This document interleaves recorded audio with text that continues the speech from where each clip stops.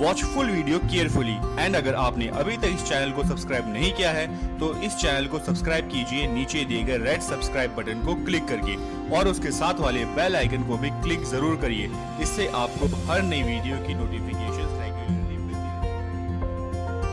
Lorentz curve बनाने से पूर्व पहले कुछ जानकारी। मैक्स लॉरेंज नामक एक प्रसिद्ध विद्वान ने किसी समग्र श्रेणी के अपकिरण को आलेखी विधि के द्वारा प्रदर्शित करने के लिए सबसे पहली बार एक विशेष प्रकार का संचयी प्रतिशत वक्र बनाया था, जिसे उनके नाम पर लॉरेंज वक्र या लॉरेंज कर्व की संज्ञा दी जाती है। सवाल है, किसी सर्वेक्षण में प्राप्त निम्नांकित समंकों को लॉरेंज कर्व के द्वारा प्रदर्शित कीजिए। तो देखिए, निम्न प्रकार से एक सारणी दी गई है लॉरेंज कर्व बनाने के लिए, जिसमें गेहूं क्षेत्रफल हेक्टेयर लिखा गया है 100, 120, 140, 160, 200 और 280 और यहाँ पर ग्रामों की संख्या लिखी गई है। 100 गेहूं क्षेत्र हेक्टेयर में ग्रामों की संख्या है 12। इसी प्रकार 16, 24, 18, 20 और 180 में ग्रामों की संख्या 10 दी गई है। इस सारणी से हमें सबसे पहले संचय योग एवं प्रतिशतों की गणना करनी पड़ेगी। इसके लिए निम्न प्रकार से एक सारणी की आवश्यकता होगी, जिसमें गेहूं क्षेत्र एक तरफ लिखा गया है और दूसरी तरफ ग्राम लिखा गया है। यहाँ गेहूं क्षेत्र हेक्टेयर है, संचयी क्षेत्रफल है और यहाँ पर संचयी प्रतिशत दिया गया है। यहाँ पर ग्राम की संख्या या आवृत्ति लिखनी है, फिर यहाँ संचयी आवृत्ति है और यहाँ पर संचयी प्रतिशत है। तो चलिए देखते हैं कि यह सारणी किस प्रकार से बनाई जाएगी। सबसे पहले जैसे ये लिखा गया है गेहूं क्षेत्र हेक्टेयर और यहाँ पर गेहूं क्षेत्र हेक्टेयर है, तो हमें ये पूरी सारणी इसी प्रकार से यहाँ पर लिख लेनी है। जैसे 100 लिखा गया है तो यहाँ 100 लिख देंगे, यहाँ 120, 140, 160, 200 और उसके बाद है 280। अब देखिए, यहाँ पर संचयी क्षेत्रफल लिखा गया है, तो संचयी क्षेत्रफल के लिए हमें क्या करना है कि ये 100 को इसी तरह से लिखना है और इस 100 में 120 को हमें जोड़ देना है। तो 100 और 120 हो जाएंगे 220। तो यहाँ पर 120 के ठीक सामने हमें 220 लिखना है। इसी प्रकार देखिए, 220 में हम 140 को प्लस करेंगे और यहाँ पर लिखेंगे 140 के सामने। तो 220 और 140 ये होते हैं 360।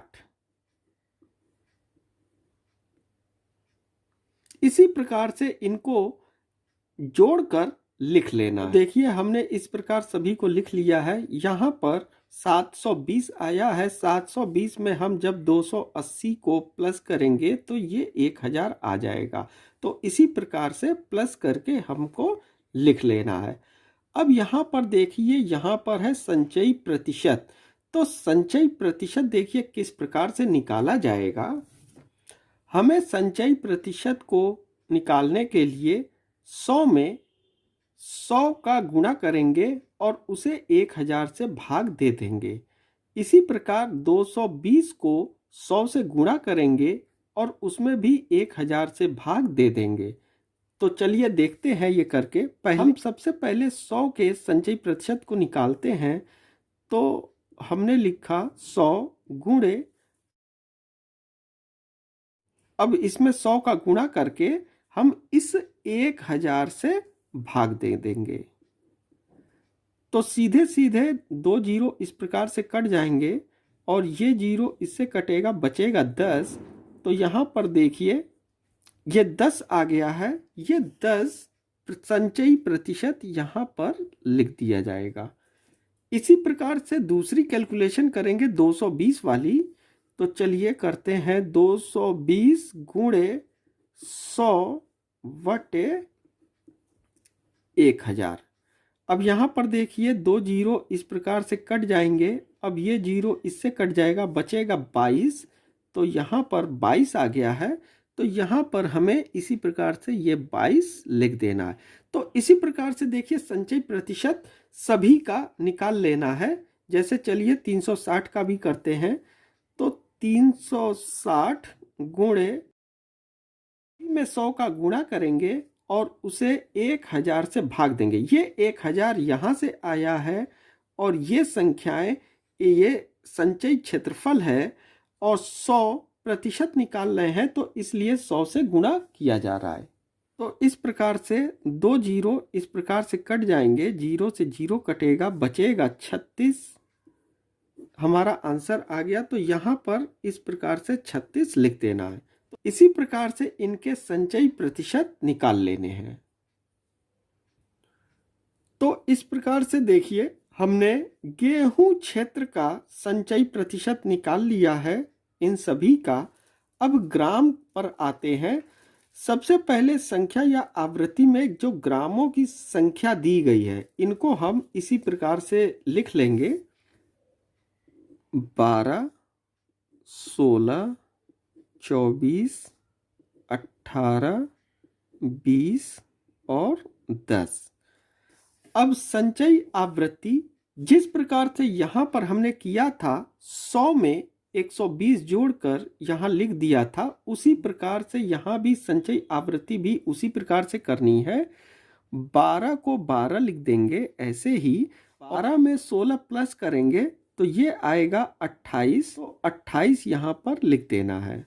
28 में 24 को प्लस करेंगे, 28 और 24 होते हैं 52।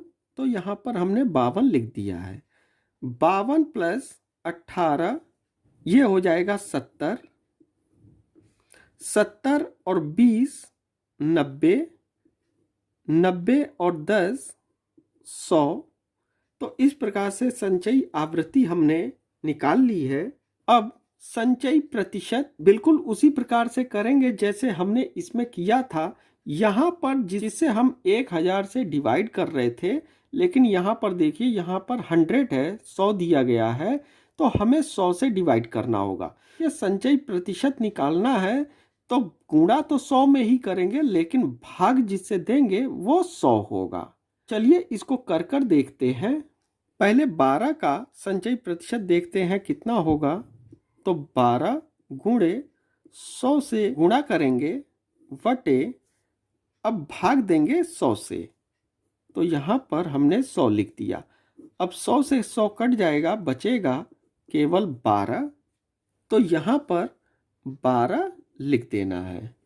इसी प्रकार से 28 है, 28 गुणे 100 वटे, हमें यहाँ पर 100 से ही डिवाइड करना है, तो नीचे भी 100 लिख देंगे। तो 100 से 100 कट जाएगा, बचेगा 28।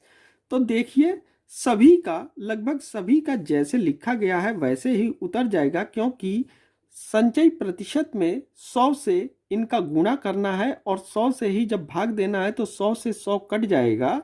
तो जैसा लिखा गया है वैसे ही उतार लेना है। केवल इस कंडीशन में ये 52 भी आ जाएगा, 70, 90 और यहाँ पर 100 ही आएगा, क्योंकि संचयी प्रतिशत यहाँ पर हो जाएगा 100 गुणे 100 वटे 100।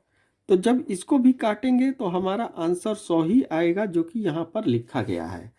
तो देखिए इस प्रकार से हमने ये सारणी तो कंप्लीट कर ली। अब इस सारणी की मदद से हम लॉरेंज कर्व बनाएंगे कैसे, चलिए इसे देखते हैं। लॉरेंज कर्व बनाने के लिए हमें यहाँ पर ग्राम संचयी प्रतिशत को बनाना है। अब यहाँ पर हम देखेंगे कि हमें लाइन कितनी खींचनी है। तो यहाँ पर देखिए ग्राम संचयी प्रतिशत की सबसे बड़ी संख्या 100 है। अगर हम 1 सेंटीमीटर बराबर 10% मान लें तो 10 सेंटीमीटर की रेखा पर हमें 100 संचयी प्रतिशत मान पता चल जाएगा। चलिए 10 सेंटीमीटर की रेखा हम खींच लेते हैं इस प्रकार से और इनके भागों को भी बांट देते हैं इस प्रकार।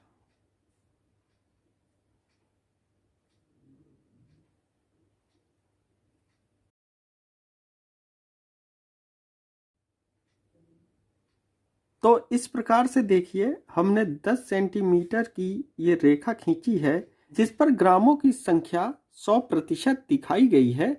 लॉरेंज कर्व बनाने के लिए हमें इधर से शुरुआत करनी होती है और 100 इधर की ओर लेकर जाना है।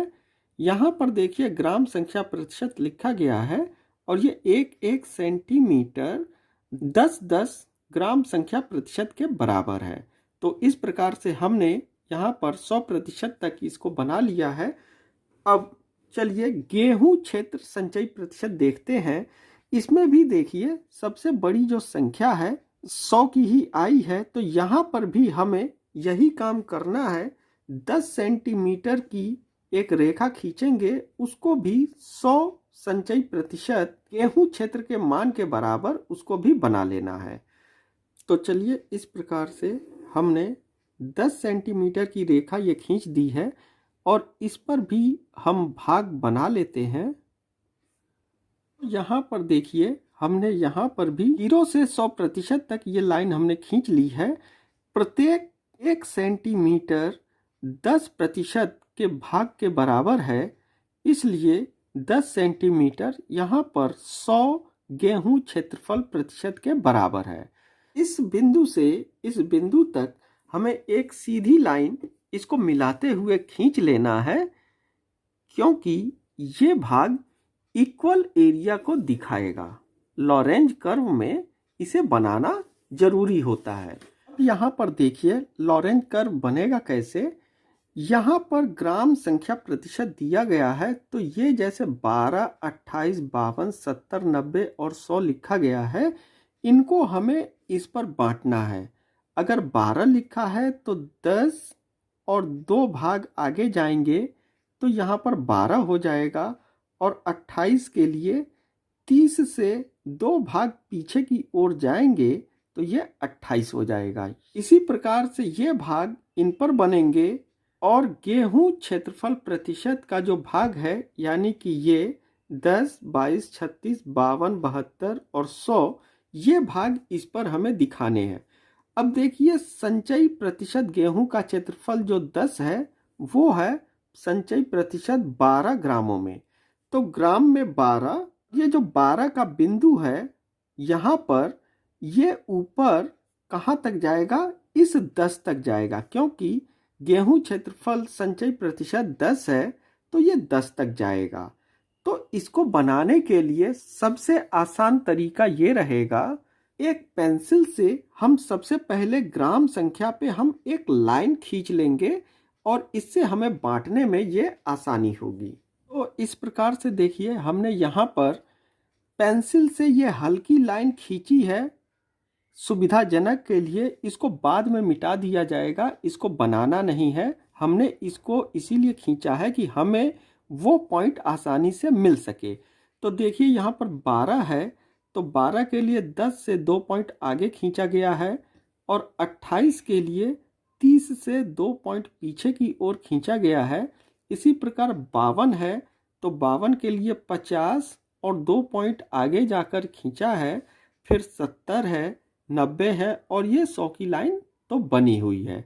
अब चलिए इस पर बांटेंगे कैसे, वो पॉइंट हम कैसे देखेंगे। स्केल को इस प्रकार से लगाइए, 12 के सामने यहाँ पर गेहूं क्षेत्रफल 10 संचयी प्रतिशत दिया गया है, तो 10 के लिए हमें इस 12 वाली लाइन पर हमें 10 को देखना है। तो 10 के पास इस प्रकार से ले जाइए और ये भाग यहाँ पर एक बिंदु बना लीजिए। इसी प्रकार से 28 की लाइन पर आते हैं। 28 की लाइन पर देखिए, 28 की लाइन पर 22 संचयी प्रतिशत दिया गया है गेहूं क्षेत्रफल का।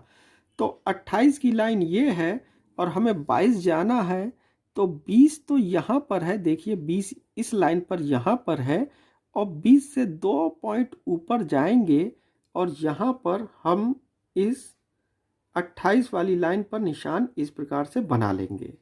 इसी प्रकार से 52 वाली लाइन पर हम जाएंगे और 52 वाली लाइन पर जो संचयी प्रतिशत है गेहूं का है 36 संचयी प्रतिशत। तो 52 की लाइन ये है, 52 की लाइन पर 30 यहाँ पर है, 36 के लिए बिल्कुल बीच में जाइए तो ये 35 हो जाएगा। थोड़ा सा आगे ऊपर जाएंगे और निशान बना लेंगे तो ये 36 दिखाएगा। इसी प्रकार से 70 वाली लाइन यहाँ पर है, 70 की लाइन पर 52 संचयी प्रतिशत दिखाया गया है। तो 52 के लिए 70 पर इस प्रकार से जाइए, यहाँ पर है 50, ये 50 लिखा हुआ है, 50 और 2 पॉइंट ऊपर जाकर इस प्रकार से निशान बना लीजिए।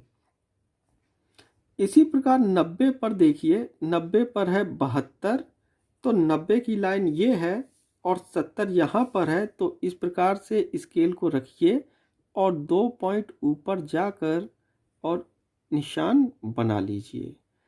इसी प्रकार 100 पर 100 लिखा गया है तो ये यहाँ पर बनेगा, 100 पर 100 पॉइंट यहीं पर बन जाएगा।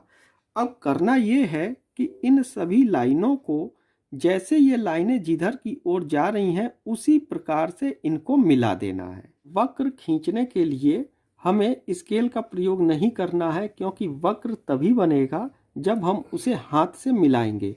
तो इस पॉइंट को यहाँ से सीधे हमें इस प्रकार से मिला देना है और यहाँ से ये लाइन इस प्रकार से मिलेगी और इसी प्रकार से इस तरह से मिलाते हुए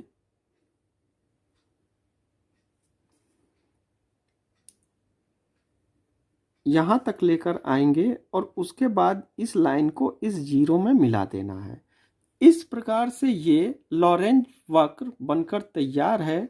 अब आखिरी काम ये करना है कि ये जो पेंसिल वर्क है इसको मिटा देना है। पेंसिल वर्क मिटा देने के बाद देखिए ये कुछ इस तरह से दिखेगा।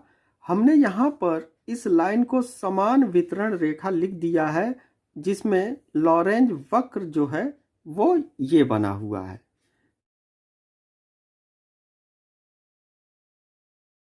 अगले वीडियो में देखेंगे कि अगर वर्ग अंतराल दिया गया हो और ग्रामों के 3 प्रकार हों तो उसका लॉरेंज कर्व किस प्रकार बनाया जाएगा।